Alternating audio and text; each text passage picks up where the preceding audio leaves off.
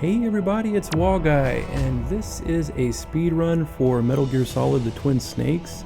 It's a world record completed by me on extreme difficulty. I get the rank of Big Boss, which is the highest rank, and I also go beyond the requirements and use no rations, don't use the radar, basically perfect stats as I like to call it. Now you may think you've seen this before, because my previous video was also a world record for this game, but this is a little bit different as I've improved the record and included a lot of additional skips and tricks that weren't in the run before.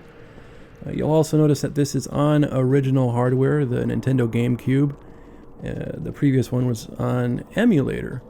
So this run is on original hardware and substantially faster than the other run. Now, if you're looking at the time in the title, you might be thinking, this is only 3 seconds faster, big deal. Not so. Since this is on the original hardware, not an emulator, the load times take a substantial amount of time more. So there's a difference between running this on emulator and original hardware of 1 minute and 24 seconds, just due to those load times. So in actuality, this run is a whole 1 minute and 27 seconds faster than my emulator run that you may have seen before. In fact, this accomplishment of sub-hour time on original hardware has been kind of like a long-standing myth. You know, it never seemed attainable until very recently. The level of execution and amount of good RNG that you had to attain to get that run to happen all in one go just didn't seem reasonable. But then I had this run, and it's pretty crazy. Like, through large stretches of this run, especially the first half, almost everything goes to near perfection. It's almost task level. I mean, a good task would gain a few seconds on me. That's how good this is for a while. So if you're a long-time subscriber, you can stick around to listen to my commentary if you're interested. If you're just here as a casual viewer to enjoy the game, go right ahead. This is the fastest it's ever been played on getting Big Boss rank. So there's that. And if you're interested in speedrunning, this is a very special occasion because sub-hour in-game time Big Boss is like a unicorn of speedruns. And this particular run, in so many ways, is a fabled god run, if you will. Only marred a little bit by some of my execution mistakes. But I land every major trick and skip in this run, so it's a real treat, and I'll explain all that as we go through it. Right here I juke this guy into coming to check things out, but due to his tunnel vision I'm able to walk right by him. And then I come over here and grab these stun grenades, which they're super useful on the tank boss that we'll fight in a little bit. Again, I juke this guy into going to check something out. He gets real focused on that place where he thought he saw something and goes and checks it out.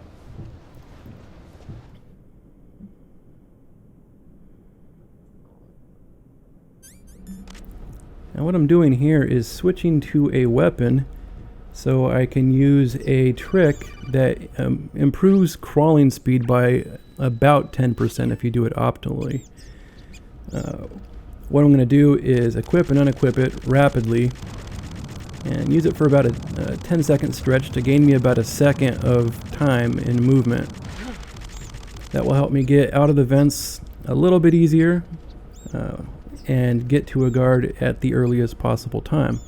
It's only a 1-second save. It's an annoying trick, but it does have its uses in places. I think that was discovered by Furry in the speedrunning community.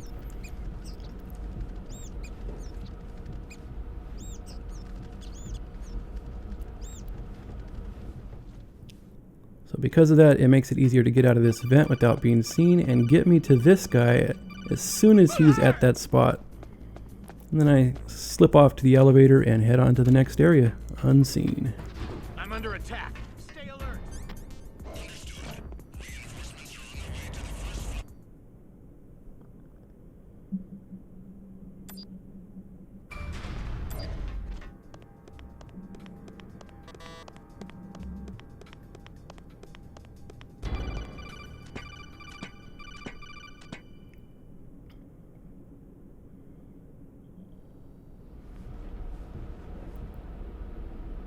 And here we go again. Another 20 seconds or so of mashing.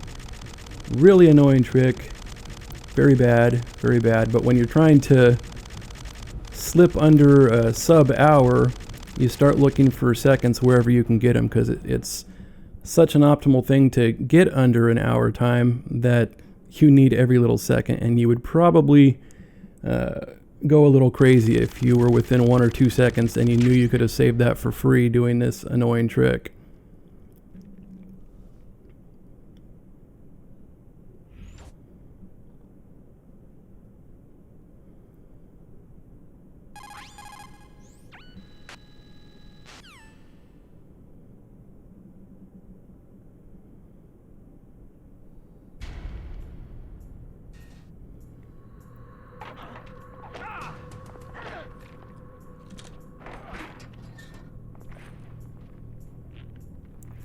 So one of the requirements to get a big boss rank is you're not allowed to kill people, you're not allowed to continue, you can't get spotted any more than the required story alerts. You can only use 1 ration, I don't use any. Basically everything has to be perfect.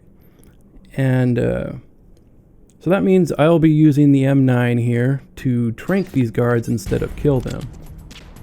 I'm going to get them as quick as possible so it'll go on to the next section. And I grab the SOCOM for future use. There are some places you use it even though you're not using it to shoot at guards. Don't talk to me like a rookie.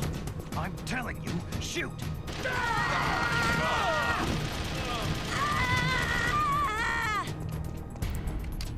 I get in here and shoot the center guy and the left guy, and then I move. Meryl will take care of the other guy, no problem.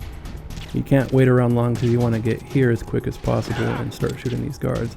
And I got a little lucky with that first one. I hit him with the trank and Meryl finished him off, and that actually helps spawn some of the guys down the hall a little bit earlier than they would have. So this fight, despite a minor execution error, it actually helped me out.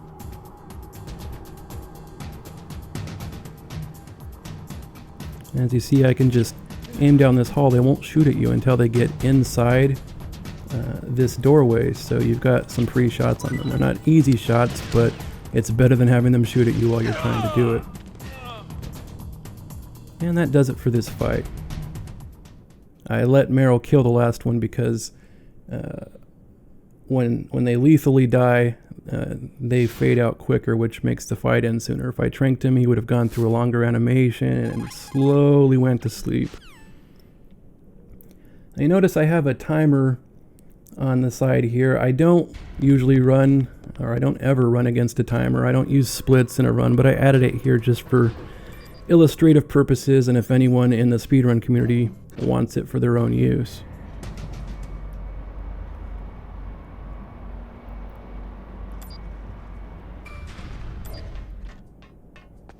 Here in the armory, we're gonna grab a bunch of C4, which helps us blow open these walls, and we'll use one on the tank as well. And we'll also take an optional but very smart trip up here. You notice a little trick there. I'm not taking any damage even though I'm within range of the C4. It's a nice little trick you can use. Get the right distance and press your back against the wall and you won't get any damage. It's pretty cool, especially if you're low on life here and you need to not lose time. Boom, and here we go. Roll and instantly blow up that C4. And now we're going to fight Ocelot, the most difficult boss in the history of video games.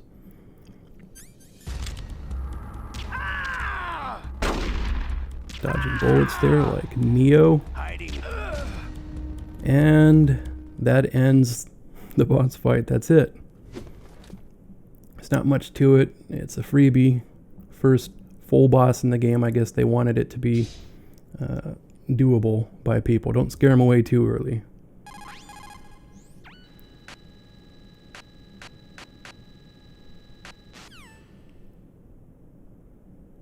Now I need to call Meryl to trigger her to open up a door that leads to the tank.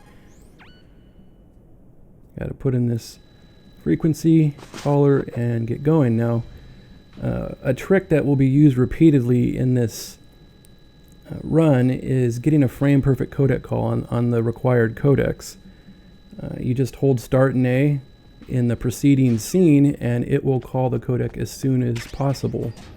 It only saves a few frames here and there, but there is a place later on where you save a substantial amount of time because you can call a codec before you're really supposed to be able to. I do get some fast elevators in this run, so that's nice too. Kind of like I said, everything was working pretty good. Now this is a very difficult trick here. It's going to allow us to skip lasers. Skipping lasers is awesome.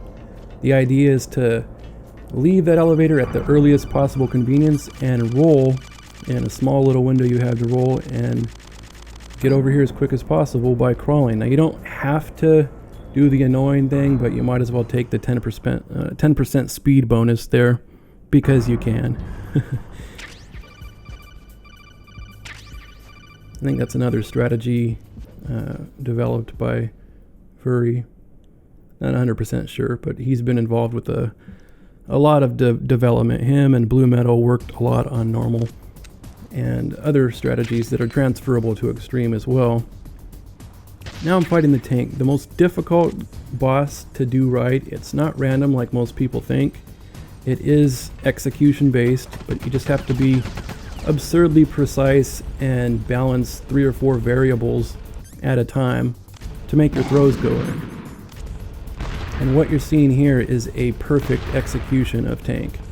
I've got 6 stuns right now. There's 2 more I could pick up, but I've got 6 stuns and I'm gonna land them all. I won't even need to pick up the extra 2. And that saves time not picking them up. And it saves time getting all of these. This is the hardest thing to do in the game. It's harder than the frame perfect phase skip on Ninja. It's harder than the lottery roll on Liquid. It's very difficult to get all 6 with 6 throws. I can often get 6 in out of 8 and almost always get at least 5 out of 8 and then the others do partial damage. But 6 out of 6 and not even picking up the other 2, that's pretty hard. 1 in 10 times at best, and I'm really practiced at the tank. I know what I'm doing there. So now you're seeing what is one of the few glitches in the game, and that allows us to go through this door by spamming that chaff off and on and pressing a diagonal down right up against the wall as we do it. I sneak through this place undetected, driving everyone a little bit crazy. What was that noise indeed?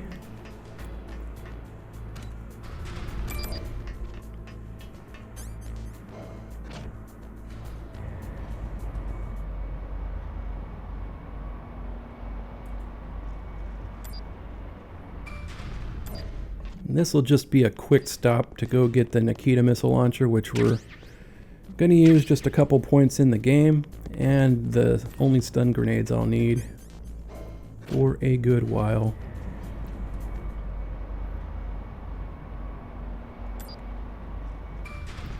Got an electrified laser, or not laser grid, but an electrified floor here that you got to take out by sending this Nikita over there. And there's another frame perfect codec call. As I mentioned before, just hold start and A before you before the scene appears, and you'll get it on the first frame.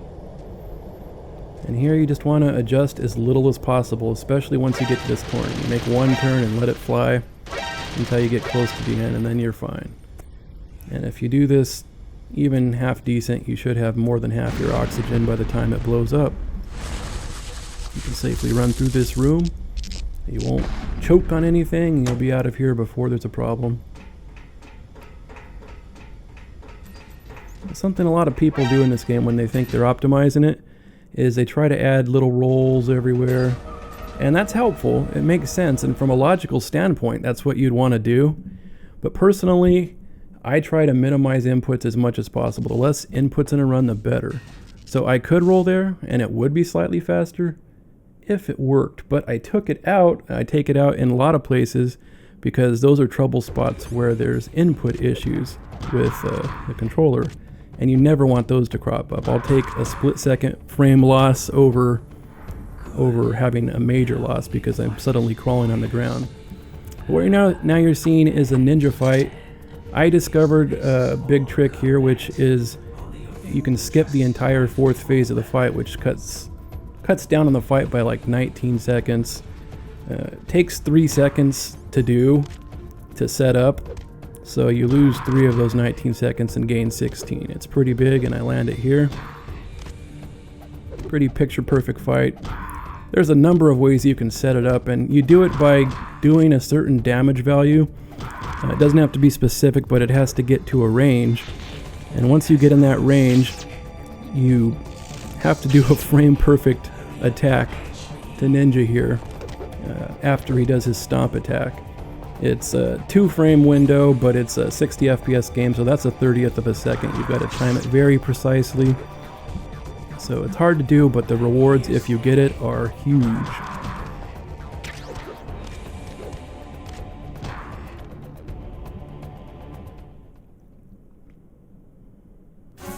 Yeah, there's a lot of different ways to set that trick up, like I said.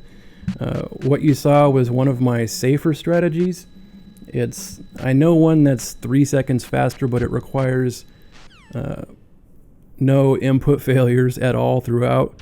So even if you landed the 2-frame trick, you could still not get the phase skip because you messed up one of the punch Nikitas somewhere within the chain of attacks. You don't really want that, so I do that one. It's still super fast and gives you a little bit of fallback to miss a Nikita and a punch attack somewhere in the chain of attacks.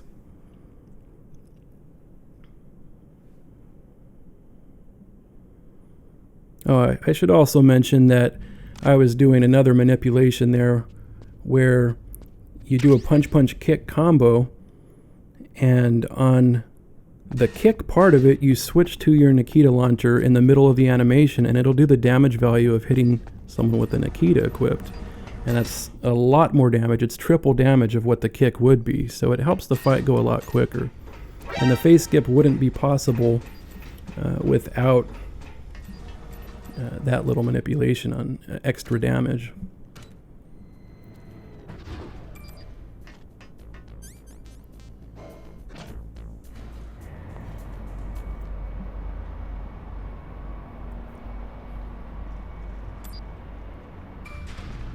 The next boss fight is Mantis, but we've got to get Meryl's attention first. We're going to do that by knocking on the wall and bringing her over here.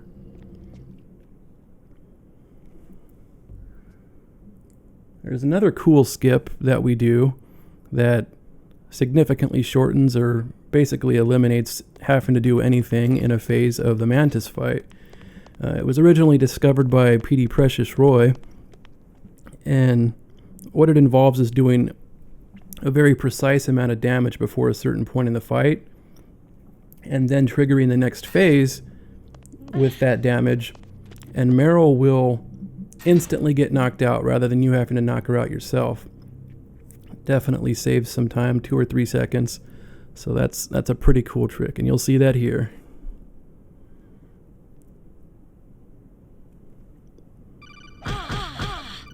I didn't intend to knock her out with the punch, but this game's input issues are numerous, and so my punch kick combo was not read, and I had to add another punch at the end to get the full damage.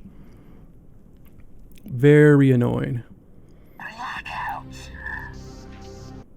So far this run has been going pretty much picture perfect, and the thing about speedrunning, you may or may not know, but if you know you're way ahead of pace, you start to get nervous. You start to think about how good your run is at the time and how good it could be, and then you start to mess things up. And let me tell you, when you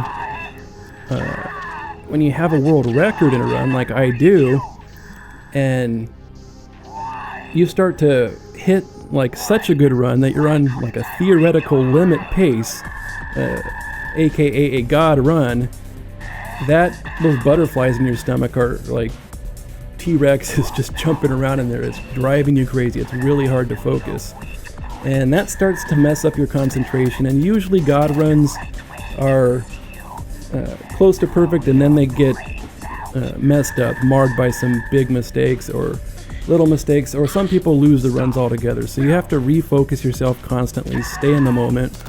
This is where it starts going wrong. I missed a headshot and then had to do a couple more shots to get to the next phase. Now it's only, I missed another shot.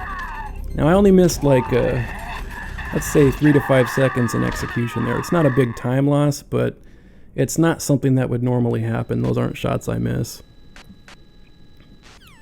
Another bad thing that happened in that fight is there's random cutscenes. As far as we know, they're random, where Mantis can say things that add an extra 4 to 10 seconds or more, maybe even 15 seconds to your overall time. He just talks and you gotta listen, and that's no fun for a speedrun, but that's what happens. And I got a couple of them, so that's bad, in addition to the time loss from execution. These dogs are infamous and aggressive, and they will rip and tear you repeatedly. They also like to attack your crotch like viciously. If you just lay there and watch, that's what they go for. Probably like a real wolf. It's pretty frightening, but if you notice right there, if you run this game, a lot of people roll there, but like I said about inputs, you want to simplify your inputs so you can minimize the chance for failure, because this game likes to eat your inputs. So rolls are bad. Try not to roll if you don't have to. You don't have to roll here. It's easy. Just shoot Meryl on your way out. Make sure one of your shots land when you're near her, and then just run straight out. No problem. Yes, you can roll, and sometimes it'll be faster, depending on how Meryl falls. She can actually clog you up at the door sometimes, which slows you down. But if you want to roll and risk that input problem and end up on the ground crawling for 2 or 3 seconds, you can roll too.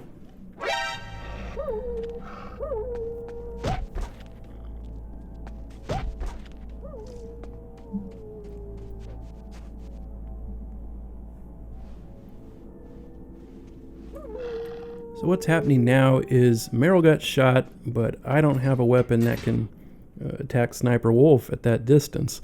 So I gotta run back here and get the PSG-1T. It's a tranquilizer sniper rifle. In the original game, you've got to run way back to the beginning of the game at the armory to get the lethal PSG-1. You could still do that here, but why would you when you can do this? It's a nice streamlining of this game. It makes speedrunning a lot more fun. So I grab this and Phantasm to calm my nerves. I gotta run back through the razor blade piranhas, all the wolves. I rarely have trouble with them, but just when I think I've got a ironclad strategy, I screw it up real bad, and I had done that lately, so I revised my strategies yet again, and I think they're better than ever. So we will be picking up as much ammo as possible here for now. However, I've gotten pretty good overall at my ammo use, so I've started skipping a couple packets of ammo. It's very risky, as you'll see in this run. Even I mess it up because I have a very sloppy wolf fight. The nerves are still extremely high right here, and this is the worst fight for me to do probably when you've got the God-run butterflies running through you. So I messed it up because I wasn't perfectly squared at the start. I normally plan to eat an attack from her to take that positioning, but I didn't even do damage for a while because of her hiding and because of some early executional errors. This is really like a horrible fight. If you had to pick something in this run that was, you know, the messy, disgusting thing, and if you're a speedrunner, your biggest chance at a time gain, this is easily it. I mean, I lose about 20 seconds off of an average fight, and probably, like, some of it is bad RNG. She hides a lot behind the post. That's not what you want. That slowed it down a lot, but it should have been closer to a 30-second fight instead of a 51-second fight. Very bad. But that's what butterflies do for you. I think I refocus a little bit better after this, which is good because nobody wants to see that.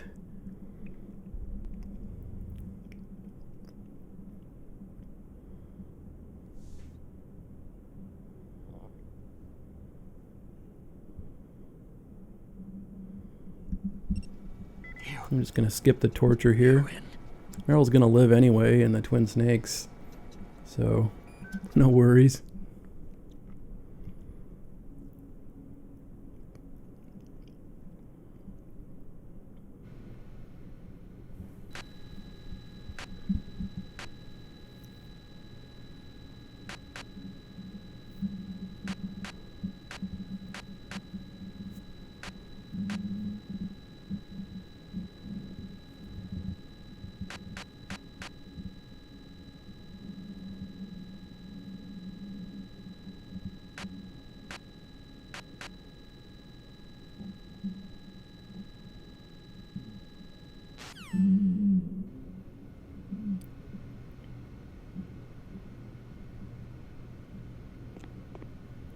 This is an uneventful part of the run, hence the not talking very much there, but after skipping those cutscenes, we are just kind of stuck here. You can speed it up a little bit. There's a little bit of speed tech you can use here, which is to stop him from sneezing. Now, if you stop all of his sneezes, it can save 3 or 4 seconds. He often gets one sneeze through just out of bad luck. But the optimal way to do this is to time it out and make him complain at you just before he would have sneezed. Now, I don't do single presses because, once again, single presses often don't work in this game. And so I usually just do a burst of punches when he gets close to a trigger. I prefer that. And since I got a little bit of time here, I might as well talk a little bit more about the input issues I'm talking about. Now, you'll notice that sometimes in this run, the most common one that most people talk about is the stutter stepping that happens when you run at diagonals with the analog stick. You'll be trying to press like full speed running, no problem, and then suddenly it'll start trying to sort of walk, but stuttering a little bit, and it'll kind of just stay like that and screw you over, and you won't be able to move at a decent speed. And the way to break out of that, of course, is to quickly change directions and go and then back to the direction you want, or to release the analog stick and press it again, and then you'll get going. But it's annoying, and when you need precise timing and movement, you can't afford to have these delays. Now, it's more likely to happen in some places than others. There are problem areas of the game, problem rooms, so you can kind of expect and predict where these problem areas are going to creep up, and just make sure you're not rolling in those areas like I do, and be prepared for needing to do that adjustment on the analog stick like I said. I'm just going to choke this guy and get out of here. It is the quickest, smartest method on Extreme. You do not want to have any kind of risk of taking any damage before the upcoming tower climb, because the only risk of the tower climb, which it's not hard, but you don't want to take a lot of early damage, and you don't want to take any damage into the tower climb. The worst thing that can happen is that you get into the orange and have your health bleeding away a little bit too early, because if that happens, you're going to probably die. So don't take stupid risks, basically.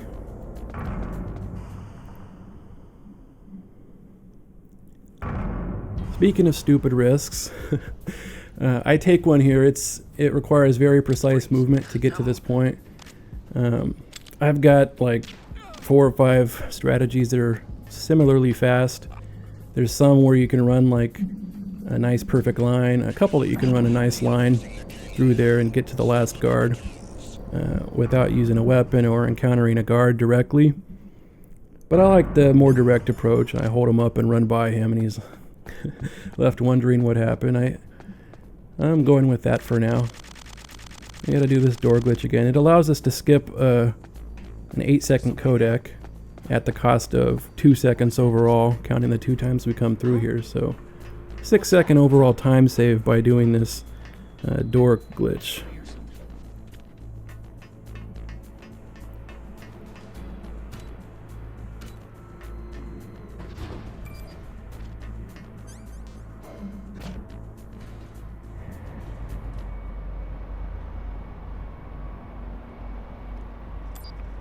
And as we work our way back through the commander room where we fought Mantis and the dogs, we will be heading to disc 2 of this game. Now the other input issues in this game are that it often doesn't recognize some of your button inputs, and especially so with your first input. So whenever you're doing something, if you can help it, you want to spam a few button presses. If you're gonna like run up and open a locker really quick, don't press it once, it probably won't register. Spam it, spam a combo of buttons. You want to punch someone? Well, if you're doing a single punch, good luck, because 60% you do it, so 40%, nope, it ignores you. And that creeps up on things like the Ninja or Liquid. You want to do a button press and nope, you missed it. So if you want to do a fairly complex maneuver like a punch Nikita combo on Ninja, you often miss the first press and you think you're doing the full combo. You're not, and suddenly you don't get the full combo. You don't have the full damage and you're totally messed up. So you've got to be prepared for that when you do a punch Nikita. You may have to press the button 4 or 5 times to get it to do what you want instead of just 3. And it's really difficult to have the right rhythm in mind when that happens. This game puts you on edge and uncomfortable at all times because you can't trust your inputs. It's not just about being good at inputs, it's about dealing with the inputs not working. Some other scenarios where that comes up is you want to shoot someone. You press A. Well, it doesn't realize you pressed A. It doesn't happen. Or you're holding out your gun ready to shoot someone. You release A. It doesn't release A. It's ridiculous. It's really ridiculous. Now, this is the tower climb. Unfortunately, my horrible recording device, the HD PVR2, please do not buy one of those, anyone. It's just not reliable. It gets corrupted right here for almost a minute. So you missed this bottom floor to about floor 18 or so.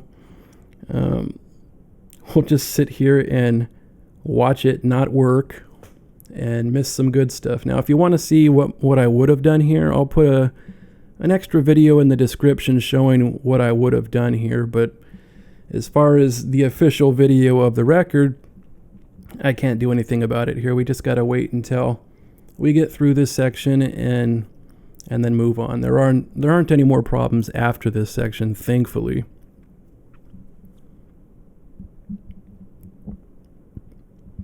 What you'll see though is I'm down to 2 bullets, and that's because I was sloppy on Mantis and missed a lot more shots than I normally would, and that puts me down here close to the minimum. Now you can be at 1 bullet when you come in here and still do everything you need to do, but you obviously can't afford to mess up.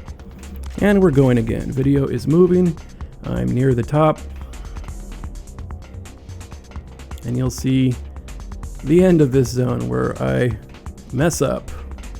Done some alterations recently, and when you start putting in your runs, you're bound to mess up the inputs a little bit. So I lost 2 or 3 seconds here due to sloppy execution, but that's not a big deal.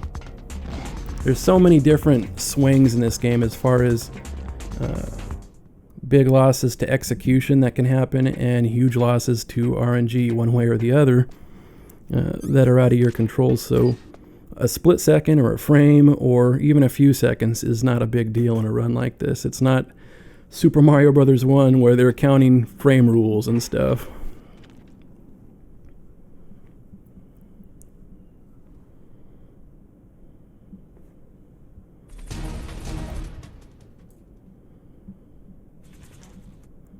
coming up here, we have the rappel sequence. I'm going to go down the side of this building while a Hind D tries to shoot me, which is very impolite of him.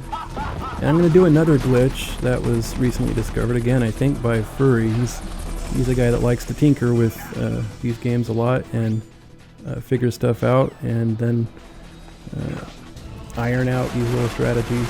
What I do is I slip under this beam here, and the game doesn't know what to do and shoves me down to the bottom really quick. It's saves me about a second off of what I would do if I wasn't glitching, if it's performed really well like it was there. But it looks cool, obviously, and it's cool to display it here for you guys. Snap these guys and move forward. Now at this point, I'm really nervous about my PSG 1T ammo. If you saw against Wolf 1 there, I ran forward at the beginning, skipping 2 packs of ammo that you should normally pick up. They only cost you about 4 seconds to pick up both of them. But I'm trying to save every bit of time as possible, and so I planned to skip them, but I had a horrible fight against Wolf 1, so that puts me in a very dangerous situation. I need a super clean Wolf 2, and I just need to be careful, because if I'm short going into Raven after that, you're in trouble. You really can't afford to run out of ammo against him. Maybe you can take one shot or so with the M9 if you run out of PSG ammo, but he's going to kill you quick after that and make you use rations and all kinds of horrible things. So yeah, I'm really worried right now about that situation, and I don't know exactly how many I have, but I know I could be short, and that'll come into play a little bit later. Alright, here we can just simply throw chaff with good timing to work our way up, heading towards the Hind D helicopter boss.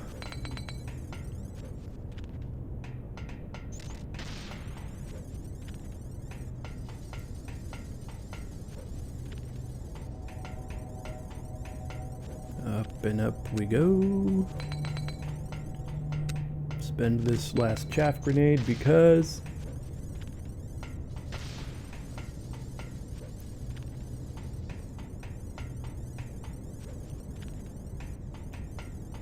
just because.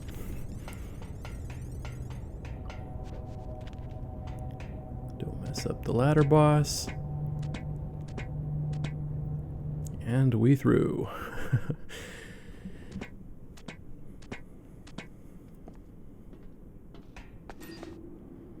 Alright, here we are. The Hind D helicopter with Liquid flying around talking smack to us. Now at the beginning, all you want to do is shoot him where you see him and then run to the opposite side of this air conditioning unit or whatever it is. The opposite side of where you shot him at. And he'll fly overhead, and then you can shoot him again. Rinse, repeat until it's done. Now I got bad RNG here. He started flying around the side there, which forces you to adjust your shot, lead it a little bit so it doesn't miss. It will miss if you just shoot straight at him. Well, that loses a couple seconds. He did it again. What a nice guy. Once he says nice shot, you go to this phase, get a free shot. I missed it. I never missed that. I don't know why I missed it, but I missed it. And that's going to cost me an extra cycle at the end, so a small amount of execution error here. And then we're on to the next phase. Unfortunately, he flies over your head like that, but nothing lost yet.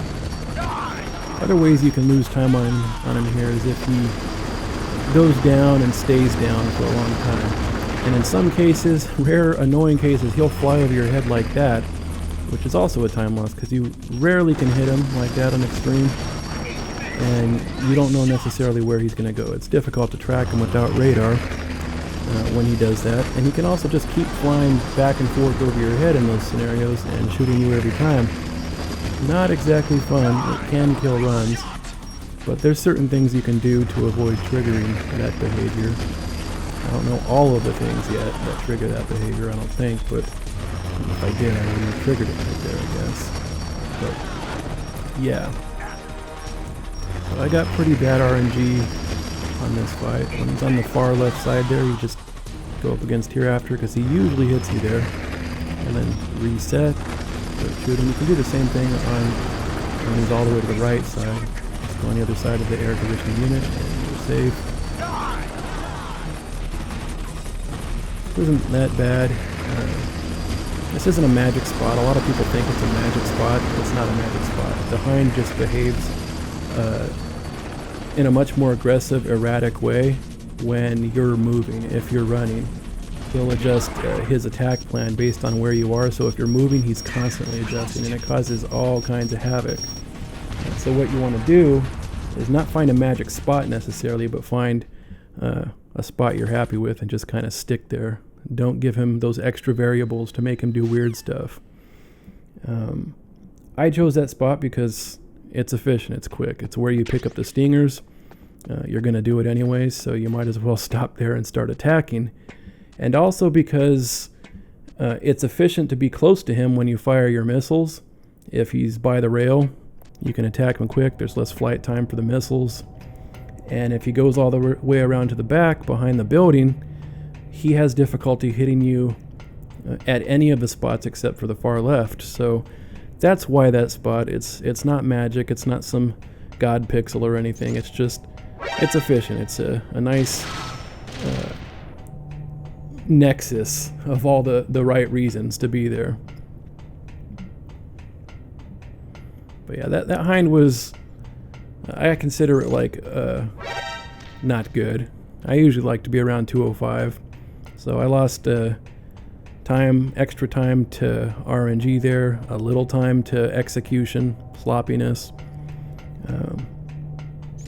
The super favorable RNG on the Hind almost never comes. It's super rare. You can go substantially faster than 205, but it rarely happens. 205 is what I consider like, okay, yeah, you had a solid fight, you didn't lose time there. Closer to 2 or a little under 2, you should be pretty happy, because he just doesn't give that to you that often. I went well over 205, so I was upset, but there wasn't a great deal I could do. It was really bad RNG. I should have been about 5 to 7 seconds faster, probably, due to execution, but other than that, no biggie. So here we go with a frame perfect codec call again, using start and A before it comes up. And then I gotta fight these guys who want to trap me here in this small area and do things to me that I don't want them to do. But it turned out to be an unfair match. 1 versus 4. And I take all their SOCOMs. Give me all the SOCOMs bullets. Now I have every SOCOM bullet I need.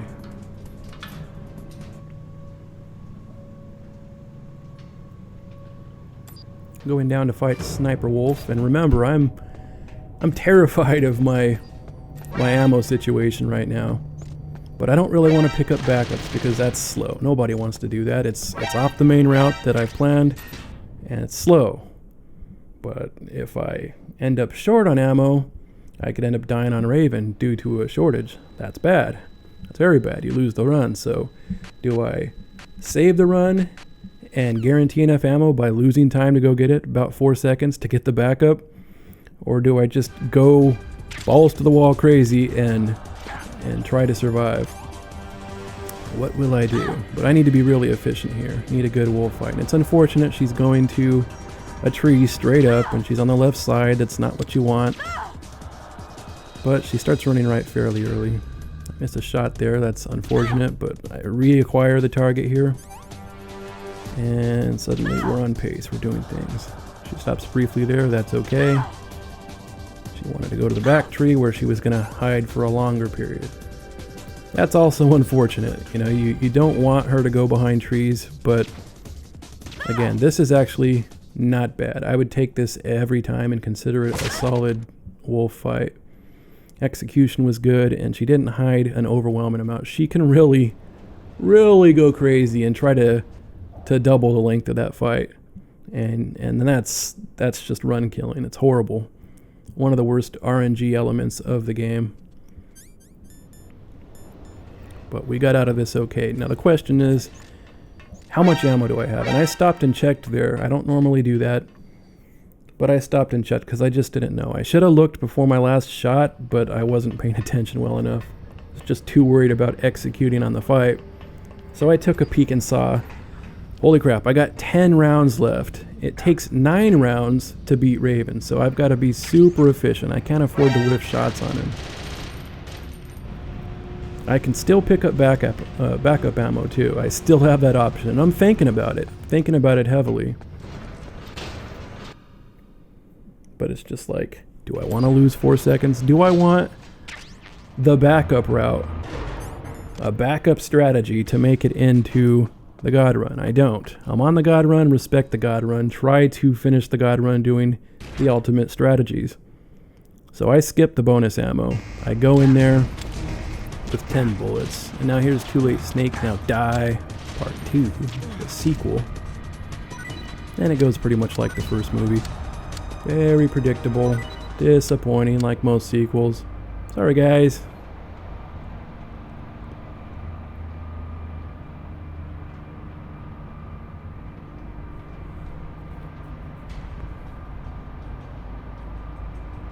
We got one more elevator to go as we head down to Raven to see if my gamble pays off.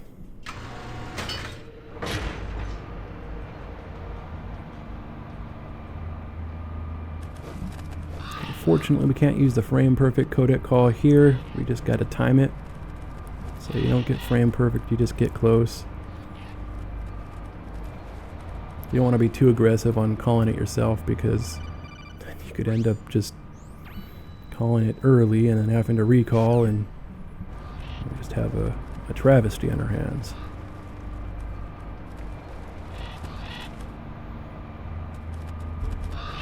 So here comes Vulcan Raven. We are 10 bullets. 10 bullets. It takes 9. Can only miss 1. Very easy to miss multiple shots on Raven. It's a scary fight because you immediately post up, go prone, lay directly in front of him, don't move. He's got an aircraft minigun aimed at you and he's firing away, walking towards you steadily. But he's not hitting you. And you just shoot, shoot, shoot. I wasted a bullet already. I can't miss anymore. I literally have 1 bullet left, and I do it. I can't tell you the sigh of relief I felt when I got through that with no bullets. No bullets left. Totally insane, but you gotta go for it. You gotta go big when it comes to world records, and especially when it comes to God runs, so-called God runs.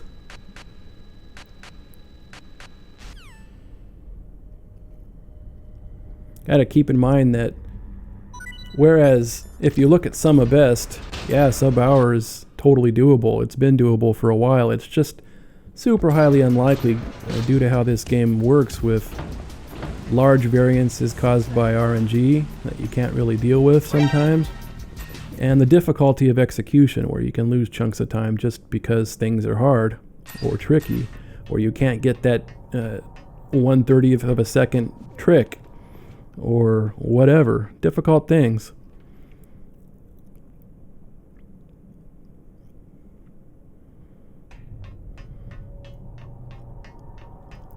But now I'm doing this super risky strategy up here, and normally it wouldn't be a problem, but I'm on super pace and I almost consider going for a backup strat, but backup strat is slower, so can't do that. Gotta go for it. Just gotta go for it.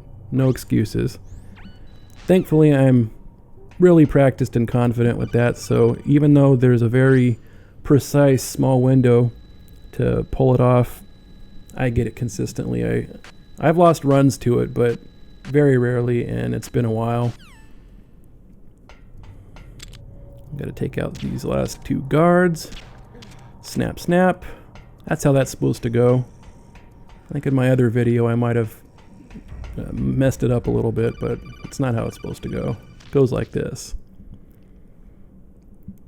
Now what I'm about to do is infamous for a lot of people, and it's not nearly as bad as they make it out to be, but it's the cable drop or the rope drop. You've got to drop from above and then fall for a bit and grab a cable without falling, and it's really easy to mess this up. I like to run to the first line here, and so I can see myself when I'm dropping. I think that's important, so I don't do it too early. And then I like to see myself let go and let it register in my head that I'm falling, and then do like a quick punch, punch, punch type combo speed mash, like 3 or 4 inputs. This is because, as I mentioned with the input problems before, oftentimes the first input is ignored. It just doesn't work in this game. So you don't want to be trying to grab the cable with an input right when you get there. You're likely going to miss that a lot of the time. I mean, if you're getting it 60 or 70% of the time, bad. That's not good. That's not good. You're going to lose a lot of runs that way. So I like to notice that I'm falling and then start that mash. And the first mash, if you're thinking of the timing, will be a little bit before you get to the cable. And the second and third mashes will be probably crossing over the cable. And second and third inputs much more rarely miss. So you can expect them to grab. One of them will grab. They'll be there on the window. I wouldn't like mash as fast as you can in some super turbo way if you're really good at mashing. Just enough to like pull off a punch punch kick type combo correctly. So rapid but not like supercharged. Alright, one final guard. And that's it for guards. I can walk around freely. I won't have to retrain them. Why would you do that? That's slow. Now in the Twin Snakes you can shoot these pipes rather than backtracking and costing yourself 12 to 15 minutes or whatever in a speed run. And what's the fun of standing around while you get cold or to warm up in a video game? I mean, I guess it's a cute little idea when you play it the first time, but if you ever do it again, you're just thinking, why am I here? What am I doing? Am I playing a game or what? It's like one of the absolute worst things to have to do in a speed run too. But we do it, alas. But yeah, back to the rope drop. It's not random. The random factor that you're dealing with is whether or not the Gamecube controller or the game itself, the piece of software you're running, is going to recognize your inputs at the right time and if you're pressing things at the right time. So I like to see myself as I drop. I like to wait to think about mashing for just a split second after I release, notice myself falling, and as soon as that happens, I do that little mash, and that timing works out as long as I don't lose focus on it. You get it 100 times in a row and you stop respecting it, and you don't do it absolutely precise, and that's when it's going to get you again. That's what happens to me. If I start to think, oh, this isn't a significant part of the run, I just la-di-da, and I'm thinking about how the rest of my run is going. Sorry, it's over. You're gonna fail. There's a lot of precise strategies in this game. The rope drop is just as precise as any of the others, really. You need to maintain that focus and execute it precisely every time, or you're screwed. So keep that in mind. Find something that works, and then know that it's not just random. It's not rolling the dice. It is execution of your timing.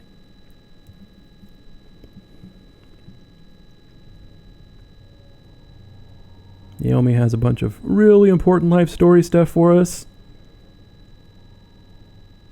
Can you imagine, like, if Snake was on this Save the World mission and he's here, and he just stops and stands there for like a minute listening to this crap from her.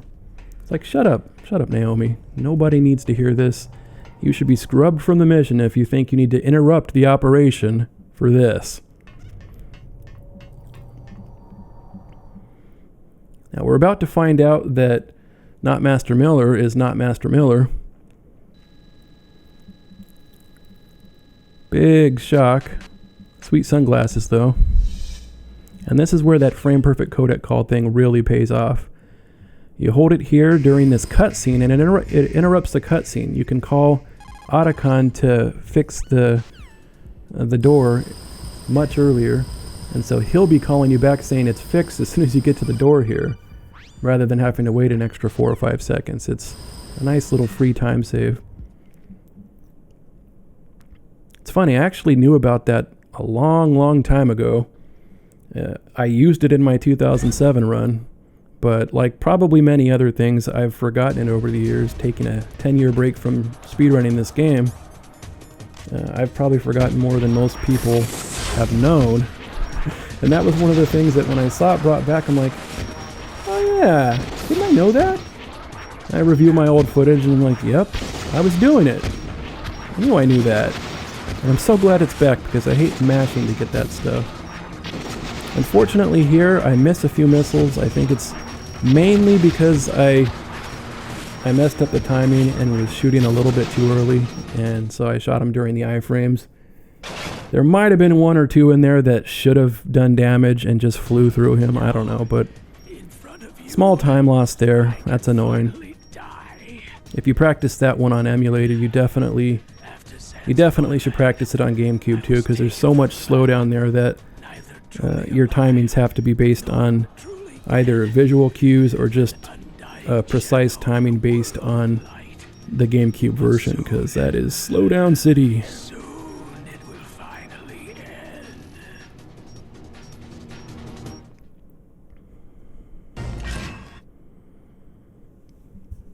Here comes the final part of Metal Gear. You do not want to move at the beginning here, please don't. Don't do it. And you don't want to spam your shots too fast, because that could displace him enough that he starts hitting you. And if you miss and leave him too much of a gap, that could displace him enough to start hitting you. Bad. Now because of all those misses in the first phase of Metal Gear, I'm kind of low on life here. I'm a little bit worried. I'm also kind of low on steam, like I said before, because of my bad Hind fight. So that was close, the life was close. I almost had to get out my ration. I don't like to use rations even though one's allowed. But I made it through. And now we're on Liquid. Liquid is the final boss of the game, and he's got a lot of ways you can beat him. There's some safer ways, and more recently we've taken this crazy lottery roll. It's a roll that does massive damage, and we've I think Blue Metal, he came up with a quick way to get a good setup for it right at the beginning of the fight. And we've optimized around that to use it to finish this fight a lot faster than is otherwise possible. And I got that. It's a tough trick. It takes a precise timing and angle, and you roll through them, it does massive damage. I got about maybe a 35% lottery roll. You can get around 50% if it's absolutely perfect. And you can even double it up and get a second lottery roll, taking them straight to the final phase. Unfortunately, I lose a good amount of the time I gained, maybe 10 seconds, all because I triggered the bad AI there at the end. And that bad AI really elongates the fight. It's one of the worst things you can do on Liquid. But I still got a pretty good time. A 2:16-ish time would have been fine with strong execution of any other strategy. And that was the lottery roll there, executed, so you can see it. That's pretty cool to have that in a run. That punch-punch combo there was pivotal to the run. Very important, trust me. I can't tell you why, but yeah. Made these guards feel bad about themselves so I can finish the run and do really good here. Snake, climb in. Let's go. So mostly when you get to this point in the run, it's home free. You kind of know roughly how you're going to finish. You don't expect to lose Big Boss or die or any kind of problems here at the run. You just gotta execute and finish. But you can do better or worse at your time. It can still affect your time overall by a good 10-12 seconds depending on how well you execute. So you definitely want to still try to do your best. And I didn't kill these guards, I promise you. They are killed by the barrels. I blew up the barrel killed them, so it's not my responsibility to make sure that the barrel doesn't kill people. And this one I don't want to blow up too early, because that guy needs to walk towards it. Not because I want him to die, again, just for reasons.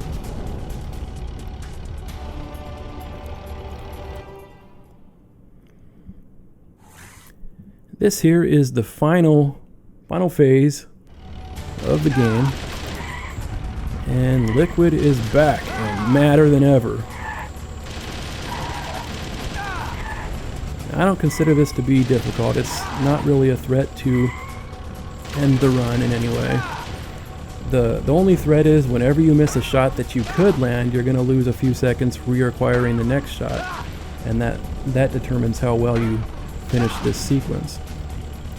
The early parts of this fight, it's pretty easy not to miss any of the shots, so he's not hitting you, you're not missing any shots, things are going as planned. And then just around here, you start getting to points at shots that you can miss.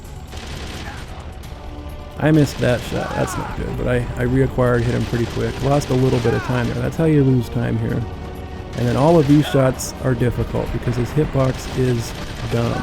It's very unreliable. And I missed a couple shots now, so that affects my time, but that's pretty normal. Normally you can miss a lot more. I had a good escape here, good solid escape. I would take this time every time, about a 7:29. And that's the run. That's Twin Snakes on Extreme with perfect stats, big boss ranking, in under an hour. The only time this has ever been done on original hardware. I am going to replace the ending music here. There's no best is yet to come, unfortunately. There's this guy that likes to... He sampled MGS1 music in his Battle Electronica, basically, and he likes to claim that and make money off my videos. So I replaced that. We'll hear some pleasing music instead, and I won't get any copyright claims. But that's it. That's the run. It was very difficult, and I've been grinding on it for 6 months. I've spent over a year and a half playing this game in the course of my life since 2004. Probably 100 or 200 attempts in 2004. More resets back then than I would now, because there were certain things that I was less good at and just didn't want to deal with and would reset. And the run was still developing a lot more. So that's about what I did back then. Now, in 2007, when I came back and improved it to 104.14, I was no longer resetting. I'm not a guy who resets. I like to finish a run, whether it's good or bad, and then learn from it, and also get the experience of playing through entirely and keeping that contiguous flow of the run in my mind so it stays there and is consistent. So I did 74 runs in 2007. I started tracking my runs specifically. 74 runs, 74 attempts. That was completed attempts. There might have been a handful where I'm like, I'll shut it off. But I'll rarely shut the game off unless I die in the first half of the game or something. I have to literally die, and at this point, dying is not the risk for the run, really. So resets don't happen. So I've come back now in 2017. I've put in another 23 attempts on emulator and 32 on Gamecube, which is very efficient. In 6 months to have 55 total attempts, that's what, one every 3 or 4 days.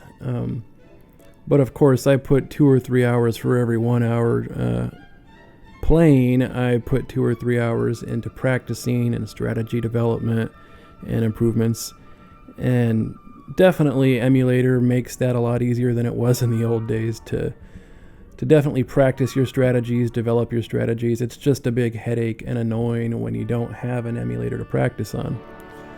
So that's what that is. Another thing that you might be curious about if you speedrun this game is where can the run go from here? Because this was a god run basically, with a few mistakes that definitely cost me time. But to land every hard trick and do most things very fast or only have minor time losses in a couple places, that's really good. But how much better can the run be on a theoretical level, or if a task was doing this per se? Well, you might be surprised to know that my sum of best, if I was tracking it on a live split or something, I track it my own way, but if I was tracking it on live split, it would look like 5721. That's my sum of best, and that's not a number that a non-task person will ever approach. If you look at the run I just did, it's pretty insane.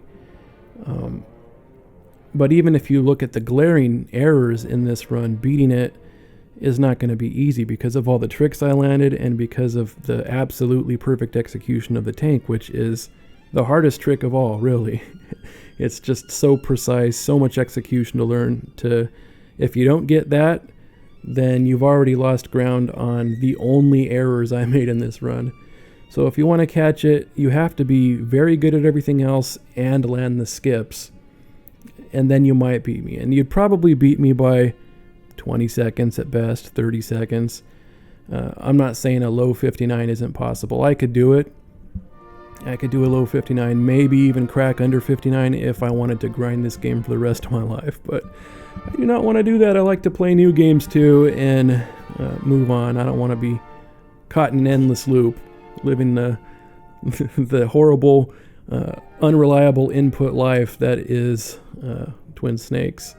It's a super fun game, but that definitely makes it a frustrating run on occasion. And this was, of course, very good. You're never going to get to your sum of best. That's just theoretical stuff. And my 57-21 sum of best is way out there. It's way out there. So if I was ever to come back and redo this, it would likely be because some new cool time save was found that made it worthwhile to try to do that in a run. Or if I decided to come back and beat it, I would be lucky to reproduce this. I could probably beat the time, but it wouldn't have all the tricks in it. It would be missing something. And that's why this one's extra special to me, and why it's a good place to stop, is because it does have all of these time saves. So that's good times. I hope you've enjoyed watching it. I want to make a special mention to all the other runners of this game. It's seen a nice resurgence in this year, in large part due to the efforts of Blue Metal and Furry. They were kind of cracking away at normal, unbeknownst that I was also working on Extreme at the same time, and we've been working on it this year. It's gotten some attention on their end, and then when I came out and made myself known, that got some attention. And between us all and the efforts of other runners that have joined in, like PD Precious Roy, Plywood, Tyler 2022, and a certain illegal alien, a lot has gotten done, and the scene is really reactivated. It's great to see people running Twin Snakes again. It's the most active it's been since 2004, when there was a lot of people running the game and competing for the best times. So it's great to see a resurgence. There's been a lot of progress made and advancement in the techniques, as you saw here. And I suggest going to check out the normal world record as well by Alien, who currently holds it. They've definitely been chipping away at that one, and whereas normal runs are normally ignored in the MGS speedrunning community, largely because I don't think they've been optimized and they're just not interesting to watch because of that. That's not the case here. They've really optimized normal down to a very good point. There's a lot of speed tech in there, a lot of tricks, and the execution needed to go fast and get the record on normal now is very impressive as well. So I do recommend people checking that out, giving it a chance, and I think you'll be entertained. If you yourself are actually interested in speedrunning this game or any other Metal Gear game really, there's a lot of resources and people available to help you out, help you get started and ease your transition. Just go to the Metal Gear Speedrunning Discord. It's easy to find an invite and come on over there, and we'll welcome you with open arms and help you out. And here we have the final time. Sub-hour in-game time on Extreme, Big Boss with perfect stats. That is truly one of the rainbow unicorns of speedrunning. Not just Metal Gear games, but any games. That is quite the landmark. I didn't really expect it to happen this soon, maybe not at all, but so much came together in this run. It's gonna be tough to beat. Somebody may beat it someday, but probably not by a whole lot without playing this game for the rest of their life or just going insane on the grind. But it's good to be the first member of the Sub-Hour Club, and hopefully I'll have others join me over time. That really is a great mark to hit in a speedrun, and this is a fun game to do it. If you can put up with those input issues and stick to it, the rest of the gameplay is really fun. Thanks again for watching, especially if you stuck around to the end. If you did, put Patriots somewhere in your comment.